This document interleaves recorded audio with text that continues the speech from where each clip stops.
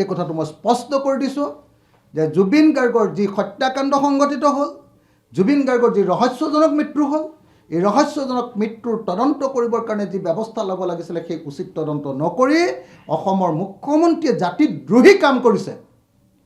অসমৰ মুখ্যমন্ত্ৰীয়ে অসমীয়া জাতিক আকৌ কা আন্দোলনৰ নিচিনাকৈ প্ৰবঞ্চনা কৰিছে। অসমৰ মুখ্যমন্ত্ৰীয়ে সমগ্ৰ অসমীয়া জাতিক আকৌ এবাৰ কা আন্দোলনৰ নিচিনাকৈ আকৌ এবাৰ প্ৰবঞ্চনা কৰিছে।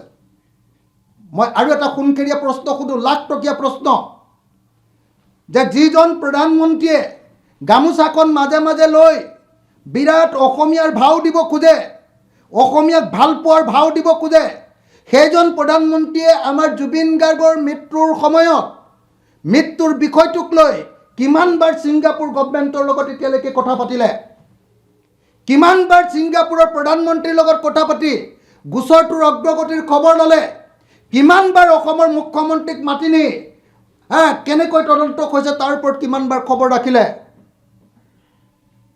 গতিকে বিজেপিৰ এই অসম প্ৰেম যে এটা ভুৱা অসম প্ৰেম, এওঁলোকে যে মিছা কথা কৈ কৈ প্ৰত্যেক দিনাই যে অসমৰ মানুহক একদম ঠগন দিছে, ৰাম ঠগন দিছে, সেই কথাটো যেতিয়া কওঁ তেতিয়াহ'লে মোক মানুহে বেয়া বুলি কয়।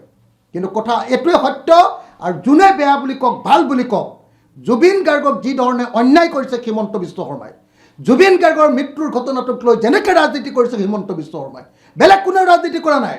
অসমত জুবিন গাৰ্গক লৈ কেৱল আৰু কেৱল ৰাজনীতি কৰিছে হিমন্ত বিশ্ব শৰ্মাৰ বিজেপি আৰু RSSে প্ৰথম দিনটোৰ পৰা, আন কোনেও কৰা নাই। এই কথাটো মই স্পষ্ট কৰি দিছোঁ। আৰু ছমাহ এবছৰৰ পাছত অখিল গগৈ কথাটো হয় নে নহয় আপোনালোকে একদম লিখিতভাৱে তাৰ প্ৰমাণ পাব, আপোনালোকে সকলোৱে বুজি পাব, আৰু সেইদিনা আপোনালোকে স্বীকাৰ কৰিব লাগিব। মই এতিয়ালৈকে বিদ্ৰোহ কৰি থাকোঁ, কথা কৈ থাকোঁ, চৰকাৰক সমালোচনা কৰি থাকোঁ, সেইকাৰণে সকলোৱে মোক এনেকৈ দপদপাই এনে গালি পাৰি থাকে। মই স্পষ্টকৈ কৈছোঁ, মই কেৱল এনেকৈ সাহসেৰে সৈতে সত্য কথাবিলাক ক'বলৈ চেষ্টা কৰোঁ, ভয় নকৰোঁ মই হিমন্ত বিশ্ব শৰ্মালৈ, আৰু সেইকাৰণে মোক ভিলেন সজাবৰ কাৰণে চেষ্টা কৰা হয়। কিন্তু মই আকৌ এবাৰ কৈছোঁ, জুবিন গাৰ্গৰ হত্যাকাণ্ডৰ যি চাৰ্জশ্বিট দিছে, ইয়াৰ চাৰ্জশ্বিট নহয় 2026 চনৰ বিজেপিৰ নিৰ্বাচনী ইস্তাহাৰ।